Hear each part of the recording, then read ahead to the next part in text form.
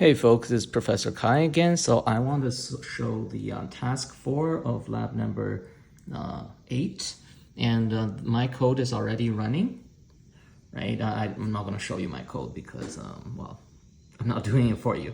But you can see the Arduino is connected to my laptop, and so the potentiometer is actually at the 0 volt position. I press the button, and it plays the low C.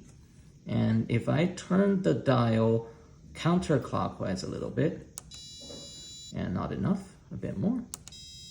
Now it plays a D, a bit more. That's a E, F. That jumps to an A, so go a bit less. That's a G. That's a A, B, and that's all the way to the high C. And if you go, this is clockwise, and we're lowering the frequency and all the way to a Do, right?